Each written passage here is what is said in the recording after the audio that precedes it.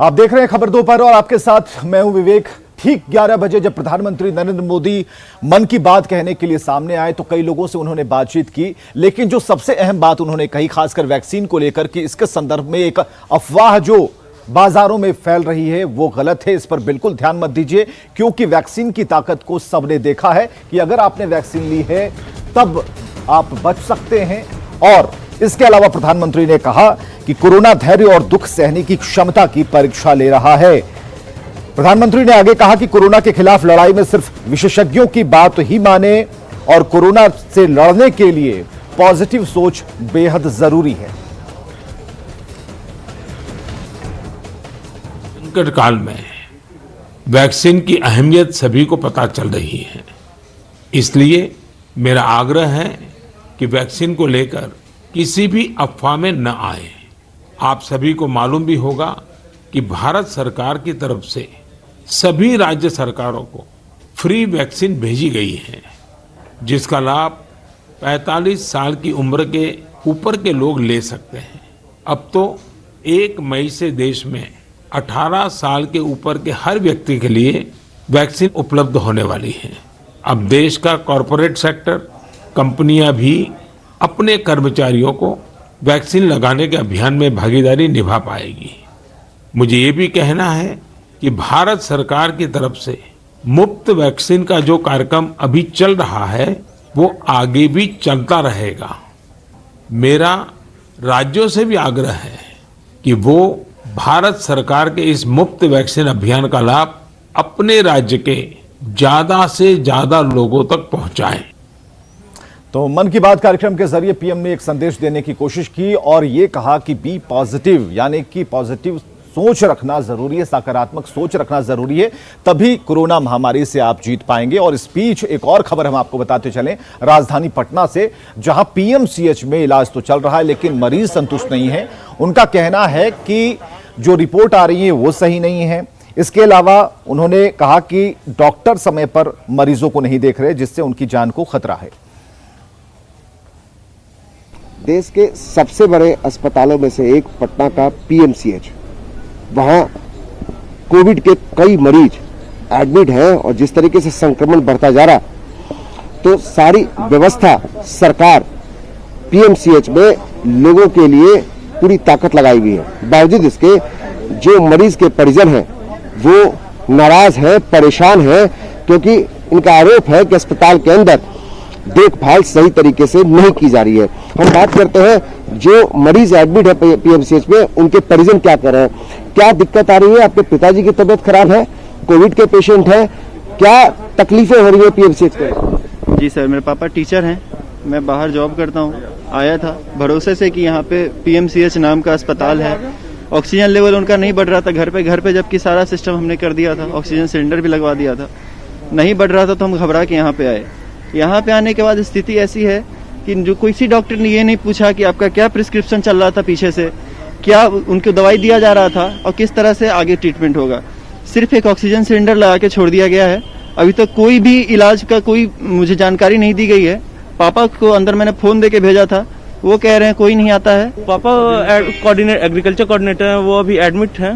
मतलब डॉक्टर कोई खास नहीं जा रहे हैं। वहाँ पता चला, पापा से बोले कि नहीं डॉक्टर कोई नहीं आ रहा है, हल्का कुछ उस तरह का नहीं, जो है वार्ड वहीं कभी कभी जा रहा है, लोग वही जा रहे हैं। की समस्या है कि डॉक्टर अंदर मरीज को देखने नहीं जा रहे हैं। आपके साथ क्या समस्या? सर, मेरे समस्या है कि 5 बजे से ऑक्सीजन पाइप जाम हो गया था। ऑक्सीजन के लिए मैं कितने बार डॉक्टर के पास गया कि ऑक्सीजन को पाइप को बदल करके लगा दिया जाए, लेकिन 11 बजे तक लोग नहीं लगा। ऑक्सीजन कैसे ले रहे हैं फिर वो? ऑक्सीजन अभी तो ठीक ले रहे हैं, लेकिन इसके पहले बहुत तकलीफ में थे। आपके साथ क्या समस्या है? सर, मेरी लड़की यहाँ भर्ती है और ब्रेस्ट की अठी है, उसका ड्रेसिंग नहीं हो रहा है। किस तरीके से आंखों में आंसू है और ये परेशानी बताती है कि किस तरीके से पीएमसीएच जैसे अस्पताल में अगर इस तरीके से मरीज के परिजन अगर रोते रहेंगे तो आखिर कौन देखेगा। मेरे साथ परेशानी, मेरे पिताजी 10 साल का हार्ट का पेशेंट है। मैं जब भर्ती किया था तो दवा और स्लिप दे दे, आज तक उनको हार्ट का दवाई चलाना, और मैंने 7 दिन से कह रहा हूँ सर कोई हार्ट का डॉक्टर बुला करके उनको दवा चलवा दो। 7 दिन से रोती भी लगती है, आज तक कोई जो रोज बोलता है डॉक्टर बुला और हार्ट वाले बुला। जो मरीज के परिजन हैं उन लोगों की अलग अलग शिकायतें हैं, लेकिन एक दिक्कत सबसे बड़ी ये है कि पीएमसीएच जैसे बड़े अस्पताल में अगर डॉक्टर इस महामारी में अगर आप इलाज सही तरीके से नहीं करेंगे तो आखिर ये किनके भरोसे अपने मरीज जो है उनको बाहर में इंतजार करेंगे। ये चाहते हैं कि मरीज ठीक होकर उनके घर चले आए। तो जरूरी ये है कि सरकार और जिला प्रशासन, स्वास्थ्य विभाग जो दावे कर रहा है, जो बार बार मॉनिटरिंग की जा रही है, लेकिन ग्राउंड रियलिटी इस तरीके से चौंकाने वाली क्यों है? क्यों आखिर मरीज के परिजन जो है वो परेशान है? तो ये चिंता का विषय है। जरूरी ये है कि जल्द से जल्द आप कार्रवाई करें। जो डॉक्टर हैं वो अपनी जिम्मेदारी को समझें, क्योंकि ये अगर जरूरी है, क्योंकि आज बहुत बड़ी महामारी खतरनाक रूप ले चुकी है। कैमरा पर्सन दीपक के साथ अमित कुमार सिंह, न्यूज़ 18 पीएमसीएच पटना। तो बिहार का सबसे बड़ा अस्पताल है पीएमसीएच और वहां की व्यवस्थाएं क्या हैं आपने देखी। जो मरीज हैं उनकी आंख में आंसू हैं, ये प्रबंधन को देखना होगा। ये तस्वीरें हमने उन्हीं के लिए दिखाई ताकि आप समझिए कि गेट पर खड़े परिजन किस तरीके से अपने मरीजों के स्वास्थ्य के लिए व्याकुल हो रहे हैं। सब बात अगर हम पटना की करें तो बाहर से आने वाले जो लोग हैं, खासकर जो प्रवासी हैं, दूसरे राज्यों में रहते हैं, बाहर काम करते हैं, लेकिन काम धंधे बंद हो गए, लेकिन उनका आना अभी भी जारी है। ऐसे में स्टेशन पर जांच होनी चाहिए थी, टेबल कुर्सी लगाए गए थे, बड़े ही तामझाम के साथ व्यवस्थाएं की गई थी। लेकिन असल में हो क्या रहा है वो तस्वीरें ही बता पाएंगी। दिखा रहे हैं आपको हम तस्वीरें। एक बड़ी लापरवाही इसको मान सकते हैं कि कहीं भी चेक नहीं है। देखो, लापरवाही तो है ही, आप जानते ही हो। ये सिर्फ पटना नहीं, ये ऑल इंडिया की बात हो रही है। कहीं भी आप चले जाओ, मैं पहले हैदराबाद में भी था, वहाँ भी कोई चेकआउट नहीं है। दिल्ली में आया, दिल्ली में कुछ नहीं है। मैं हैदराबाद से आ रहा हूँ, यहाँ पे कहीं कुछ नहीं है। रेलवे को छोड़कर फ्लैट्स में हो रही है, रेलवे में नहीं हो रही है। कहीं नहीं हो रही। सुन रहे हैं आप, ये विराज है जो अभी अभी दिल्ली से पटना पहुंचे हैं और स्टेशन पर ये बता रहे हैं कि न सिर्फ दिल्ली स्टेशन पर भी कोई एंटीजन टेस्ट नहीं हुआ, कोई थर्मल स्कैनिंग नहीं हुई, और पटना स्टेशन जब पहुंचे, हम तस्वीरें फिर से दिखाते हैं। देखिए कितने संख्या में यात्री दिल्ली से अभी पटना पहुंचे हैं और स्टेशन के बाहर का ये तस्वीर है। और विराज जैसे कई लोग यहाँ जब पहुंचे हैं तो इनकी कोई जांच की व्यवस्था पटना स्टेशन पर नहीं है। हम विराज से ये बयान इसलिए चाहते थे क्योंकि बार बार लगातार न्यूज़ 18 रेलवे विभाग, स्वास्थ्य विभाग और जिला प्रशासन को आगाह कर रहा है, बता रहा है कि जब भी जो यात्री बाहर से आ रहे हैं दिल्ली, मुंबई से, उनका एंटीजन टेस्ट नहीं कराया जा रहा है तो इससे संक्रमण बढ़ सकता है। हर दिन 2500, 2000, 3000 के आसपास केवल पटना में संक्रमित मरीज मिल रहे हैं कोरोना के। बिहार में यह आंकड़ा 12000 के पार पहुंच गया है। तो समझिए, अगर इस तरीके से लापरवाही बढ़ती जाएगी तो क्या हालत होगा। हम जो मुख्य द्वार है वहां की तस्वीर दिखाते हैं कि क्या वहां पे कोई एंटीजन टेस्ट की व्यवस्था, कोई जांच की टीम यहाँ बैठी है। तस्वीरों में देखिए, टेबल कुर्सियां लगी हुई है, लेकिन कोई जांच की टीम यहाँ मौजूद नहीं है। अब आप समझिए, दिल्ली से, मुंबई से जो सुबह में ट्रेनें पहुंचेंगी, उनके यात्री बिना जांच कराए ही स्टेशन से बाहर निकल रहे हैं। और देखिए किस तरीके से जांच की किट ऐसे ही रखी हुई है, कोई देखने वाला नहीं है, कोई समझने वाला नहीं है। ऐसे में आप कल्पना कर सकते हैं कि किस तरह के हालात है। और ये हालात तब है जब कोरोना का संक्रमण इस कदर बढ़ा हुआ है। अब देखिए, जैसे तैसे जो किट जांच की गई है, डब्बे ऐसे ही पकड़े बिखरे पड़े हैं और पूरा परिसर जो है, स्टेशन परिसर, वो खाली पड़ा हुआ है। यानी कि कोई जांच की व्यवस्था यहाँ पे अभी दिखाई नहीं पड़ती है। और ट्रेनें यहाँ से निकल रही हैं। आप देखिए, ट्रेनें स्टेशन से होकर निकल रही हैं, जो यात्री हैं वो बाहर निकल गए हैं। और ऐसी परिस्थिति में हम ये कह सकते हैं कि एक बड़ी लापरवाही साफ दिखाई पड़ रही है। और विराज जैसे लोग ये बता रहे हैं कि किस तरह से लापरवाही दिल्ली से पटना रेलवे स्टेशन तक बढ़ती जा रही है। किसी भी पैसेंजर का जांच नहीं किया जा रहा है। और जो न्यूज़ 18 के कैमरे में तस्वीरें कैद हुई हैं, बताती है किस तरीके से न कोई जांच की व्यवस्था यहाँ पे है और न ही कोई जांच की टीम। टेबल कुर्सियां लगी हैं, लेकिन कोई जांच करने वाला यहाँ मौजूद नहीं है। ऐसे में आप कल्पना कैसे कर सकते हैं कि जो संक्रमण बढ़ रहा है उसके चेन को कैसे तोड़ा जाएगा, जबकि सरकार लगातार लोगों से अपील कर रहे हैं, मुख्यमंत्री भी लोगों से अपील कर रहे हैं कि कोरोना के गाइडलाइंस का आप पालन करें। लेकिन जब जांच ही नहीं होगा तो आखिर ये कोरोना संक्रमण का चेन कैसे टूटेगा। कैमरा पर्सन दीपक के साथ Amit Kumar Singh, news 18 Patna railway station. तो संक्रमण की चेन को तोड़ने के तमाम प्रयास किए जा रहे हैं। हमारी कोशिश, अपील, जागरूकता अभियान, ये सारी चीजें एक तरफ और लालगंज के पूर्व विधायक का डांस एक तरफ। हम आपको तस्वीरें दिखा रहे हैं बाहुबली विधायक, पूर्व विधायक मुन्ना शुक्ला की, जो कि कमर लचकाते दिखे। साथ में भोजपुरी एक्ट्रेस को बुलाया गया था महफिल को और भी रंगीन करने के लिए। नाम है अक्षरा सिंह। और पहले हम ये पूरी रिपोर्ट दिखाते हैं, उसके बाद हम बताएंगे कि क्या एक्शन भी हुआ है। बाहुबली जब लगाता है ठुमका,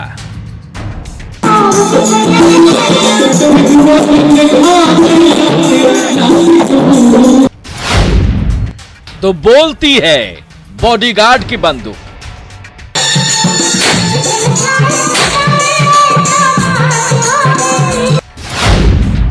नाइट कर्फ्यू में बाहुबल।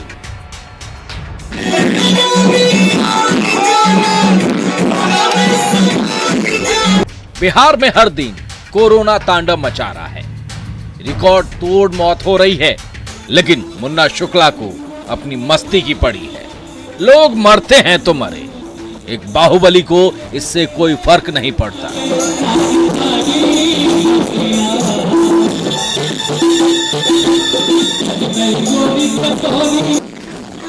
उन्हें तो अपने रुतबे को दिखाना है कि वे सारे कायदे कानून से ऊपर हैं और नियमों की धज्जियां उड़ाना ही उनकी शान है।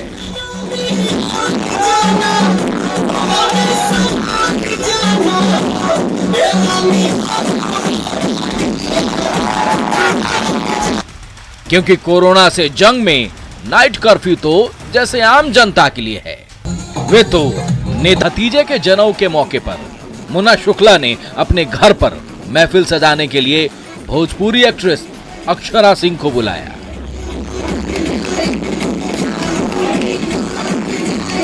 बाद डांसर्स को भी बुलाया।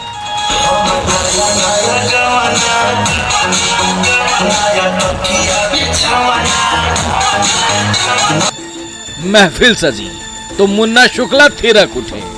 तो मुन्ना शुक्ला के बॉडीगार्ड अमित कुमार को रोकने वाला कौन था? पुलिस की वर्दी, पुलिस का हथियार, और क्या चाहिए उसे अपनी हदें पार करने के लिए? वो जब एक बाहुबली की सुरक्षा में हो, हाथ में कार्बाइन हो, तो फिर बिहार पुलिस का ये जवान अमित कुमार भी खुद को बाहुबली क्यों न समझे? लगे हाथ साहिब की शान में बाएं हाथ में ली नोटों की गड्डी, दाएं हाथ में उठाए कार्बाइन और नोट लहराते हुए करने लगे धाई धाई।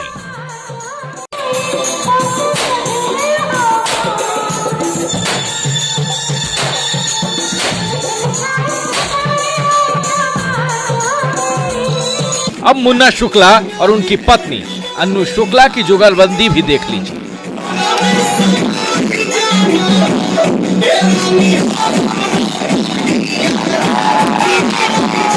जब रंगारंग महफिल सजी हो, सामने बोल्ड एक्ट्रेस अक्षरा सिंह लटके झटके दिखा रही हो, तो मुन्ना शुक्ला भी कहां मानने वाले थे।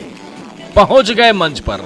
पहले तो अन्नू शुक्ला ने अक्षरा के साथ खूब जुगलबंदी दिखाई, फिर मुन्ना शुक्ला ने पत्नी के साथ गल भैया कर कमर लचका कर दिखा दिया कि वे ऐसे ही सरकारी कायदे कानून को पांव तले को चलते हैं।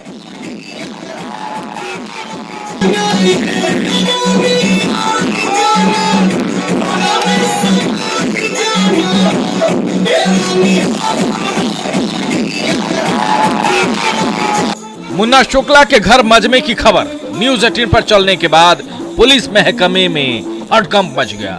तो आनन फानल में मुन्ना शुक्ला, उनकी पत्नी अन्नू शुक्ला, अभिनेत्री अक्षरा सिंह, फायरिंग करने वाले बॉडीगार्ड अमित कुमार समेत 5 लोगों पर नामजद केस दर्ज हुआ और 300 अज्ञात लोगों के खिलाफ भी लालगंज थाने में थानाध्यक्ष सीबी शुक्ला के बयान पर प्राथमिकी दर्ज की गई है। अब देखना यह है कि ये केस सिर्फ कागजी कार्रवाई है या फिर एक्शन भी होता है। राजीव मोहन, न्यूज़ 18, लालगंज, वैशाली।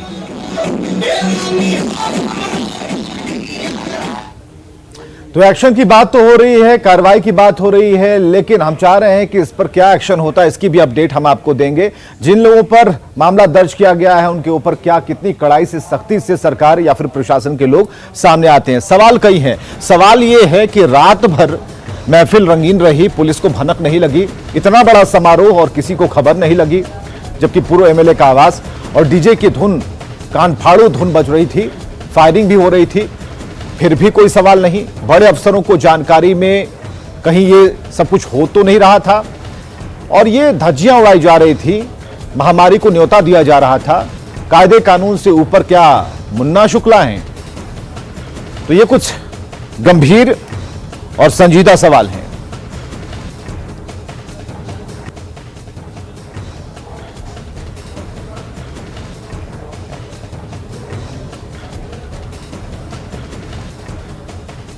तो वैशाली पुलिस के सवाल, और पुलिस से हम सवाल कर रहे हैं कि आखिर इतने बड़े आयोजन, इतना बड़ा टेंट, शामियाना, कलाकार, डांसर्स, भोजपुरी की अभिनेत्रियां, लाइट, डीजे, और कानो कान पुलिस को खबर नहीं लगी, ऐसा हो नहीं सकता है। जरूरी यह है यह भी जानना कि क्या अधिकारियों को पता था कि ऐसे किसी आयोजन का इंतजाम मुन्ना शुक्ला के आवास पर हो रहा है। अगर जानकारियां थी तो दोषी वो भी हैं जिनके अंदर ये पूरा इलाका आता है।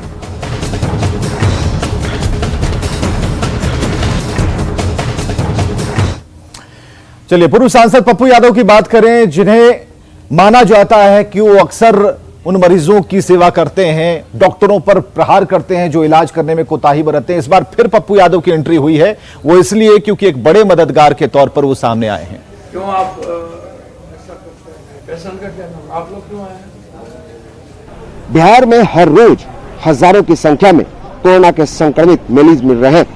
ऐसे में सरकार लोगों की व्यवस्था में लगे हैं, बावजूद इसके कई लोगों को बहुत सारी परेशानियां हैं।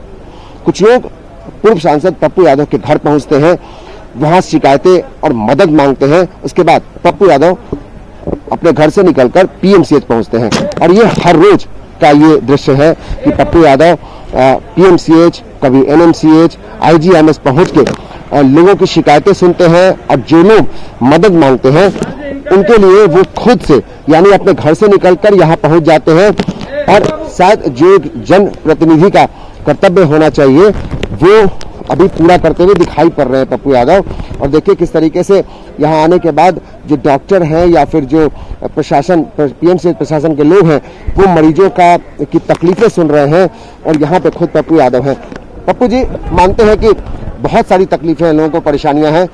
आप एक जनप्रतिनिधि के तौर पर यहाँ लोगों के साथ आते हैं, आप मानते हैं कि लोगों के अंदर ये भावना होनी चाहिए सबकी कि मदद के लिए आ गया? मैं कंप्लीट बेटे के तौर पे आता, कोई जनप्रतिनिधि वे है, वे ऑफ लाइफ है, मेरे जीवन का तरीका है, अन्यथा मैं मर जाऊंगा। यदि मेरी माँ, मेरे फादर, मेरा बेटा बीमार होता तो मैं क्यों आता? मेरे लिए ये मेरी फीलिंग है, ये मेरे अपने हैं और मुझे इनके लिए जीना है। तो ये पप्पू यादव है, ये कहते हैं कि ये मेरे अपने हैं, इसके लिए मुझे जीना है। और जो लोग पीछे आपको दिखाई दे रहे हैं ये सारे वो लोग हैं जो बेहद परेशान है। कोई इनके परिवार के सदस्य अंदर में कोविड के पेशेंट हैं जो अस्पताल में एडमिट हैं, जिंदगी और मौत से जूझ रहे हैं। कई लोग हैं जो बहुत सारी शिकायतें हैं और शिकायत लेकर वो पप्पू यादव के पास हर रोज पहुंचते हैं। पप्पू यादव ऐसे कई जनप्रतिनिधि हैं, वो भी हर स्तर पर अपना काम कर रहे हैं, लेकिन जरूरी ये है कि आज जन प्रतिनिधियों की अपनी एक जवाबदेही होनी चाहिए, कर्तव्य होना चाहिए कि आज जो हालात है, इस हालात में जब महामारी फैली हुई है, लोग परेशान हैं, सरकार से वो जो सुविधा मिलनी चाहिए वो मिल नहीं पा रही है, तो ऐसे में सबकी अपनी जिम्मेदारी जरूर तय होनी चाहिए। कैमरा पर्सन दीपक के साथ अमित कुमार सिंह, न्यूज 18, पीएमसीएच, पटना। चलिए आगे बढ़ते हैं। कोरोना काल चल रहा है और ऐसे में जो लोग संक्रमित हो गए हैं उन्हें खाना कौन पहुंचाएगा, ये दिमाग में कभी बात आती है। शायद आप नहीं पहुंचा रहे हो, लेकिन कोई ना कोई तो ऐसा है जो हिम्मत जुटाता है, लोगों को परेशानियों से उबारने की कोशिश करता है। राजधानी पटना की दो बहनों की कहानी हम आपको दिखाने जा रहे हैं। एक बहन खाना बनाती हैं और दूसरी बहन उसे पैक कर उस खाने को उन लोगों तक पहुंचाती हैं जिनका सहारा ये लोग बनी हुई हैं और ये बराबर लोगों को कह रही हैं, आग्रह कर रही हैं कि आप भी ऐसी छोटी सी एक बड़ी कोशिश कर डालिए, बहुत सुकून मिलेगा। बहुत सारे ऐसे परिवार होंगे जिनके घर में लोग संक्रमित होते होंगे, छोटे बच्चे होंगे या फिर बुजुर्ग दंपति होंगे जो कोरोना संक्रमित हो रहे होंगे या अकेले रह रहे होंगे, कोरोना संक्रमित हो गए होंगे, उनको खाना कौन देता होगा। तो लगा कि उन लोगों के लिए कुछ किया जाए। हम सोचे थे कि अपने घर से 2 से 3 किलोमीटर तक भेजेंगे, लेकिन मेरे दूसरे दिन से हम 11 किलोमीटर तक भेजने लगे। हम इंदिरा नगर, पाटलिपुत्रा, बोरिंग रोड, नाला रोड, कदम कुआं, राजेंद्र नगर, कंकड़बाग, ये पूरा एरिया कवर कर रहे हैं। बस इतना सोचे कि इस साल, एक साल में बच्चे का बर्थडे नहीं मनाएंगे, खुद का बर्थडे नहीं मनाएंगे, मैरिज एनिवर्सरी नहीं मनाएंगे, और वो जो सेविंग होगा ना, पर त्योहार में कपड़ा नहीं खरीदेंगे, वो सेविंग यहाँ लगाएंगे, बस और कुछ नहीं है।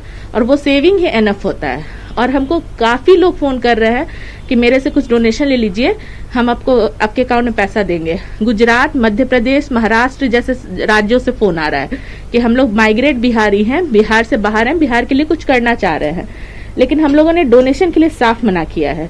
हमें ना अनाज चाहिए ना पैसा चाहिए। अगर आपको इतना ही मन है तो ये वैश्विक आपदा है, हर जगह परेशान लोग हैं, आप उनको मदद कर दीजिए। खाना नहीं बना के कर सकते हैं तो उनके घर कच्चा सामान भेज दीजिए। कच्चा सामान नहीं दे सकते हैं तो बहुत का हॉस्पिटल का बिल बहुत ज्यादा आ रहा है, आप बिल को पेड करने में मदद करिए। किसी न किसी रूप में आप मदद कर सकते हैं अगर आप सच में मदद करना चाहते हैं। सोशल हीरो बनना नहीं है हमको, आप खुद भी एक सोशल हीरो हैं। मेरी दीदी खाना बनाती है किचन में, तब तक मैं उसकी 3 महीने की जो बेटी है मैं उसे संभालती हूँ। फिर खाना बनाने के बाद हम दोनों मिलकर पैकिंग करते हैं साथ में।